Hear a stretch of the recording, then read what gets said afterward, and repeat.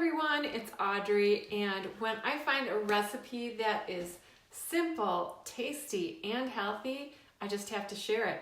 I was looking through a cookbook by Dr. Mark Hyman. He is the head of functional medicine at Cleveland Clinic, and he's a believer in a low-carb diet because a lot of the carbs that we eat are very inflammatory for us. And so what I was trying to do is just sort of limit my carbs, and I had to share this with you. So I'm going to turn the camera down. And what I have here is I have half a can of light coconut milk, and then I am going to add in a cup of frozen strawberries.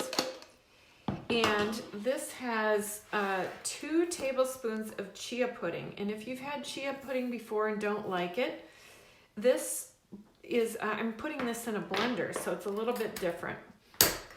And the other thing that I use is bone broth that is grass-fed bone broth. This is kind of hard to find even in the health food store. I get this, from the Green Smoothie Girl, and if you're interested, I'll leave the link below. But I put in 1 tablespoon of unflavored bone broth, or collagen, but I like the bone broth better, which is a lot of collagen. And I'm going to add in a 1/4 teaspoon of cinnamon, and the kind of cinnamon that I like is the Ceylon cinnamon. Cinnamon that is from Vietnam is not as good. Actually, it's banned in Europe because it has some natural toxins in it. And I've just added a 1/4 teaspoon of the Ceylon cinnamon, and then I'm going to add in a teaspoon of just vanilla, and finally, and depending upon how strict you are, if you want to have this be keto, you can have this be keto and skip the honey, but I'm not keto. And I've got Manuka honey here, which has some natural healing properties in it. It's actually just the honey that I have on hand. You wouldn't have to use Manuka, but with all the flus and everything going on around here, I guess I'm just going to include that. And it's kind of sticky. Manuka honey, if you don't know about it and you are sick, you should get some. It comes from New Zealand by a certain type of bee and a certain type of plant, and there's natural antibiotics in it. So it's a very healthy option. So I am going to blend this up. I'll do this in just a minute, but I want to show you also what's in the topping. The topping has, I have half of a lemon that is grated, the zest of a lemon, and I'm just going to put this in with 1 tablespoon of shredded coconut.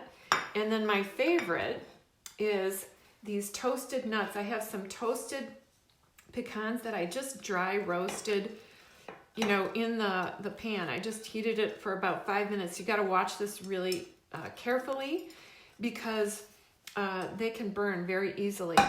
And I'm going to mix this up, and I will use this later for my toppings. So I am going to blend my stuff, and I'll let it sit for about 4 hours, or you could do this overnight, and then I will have a really nice, you could have this for breakfast, you could have this for a snack, but it's really filling between the fiber of the chia and the coconut milk, and it's just really tasty with the lemon zest in there. Just brightens it up with the strawberries. I love it.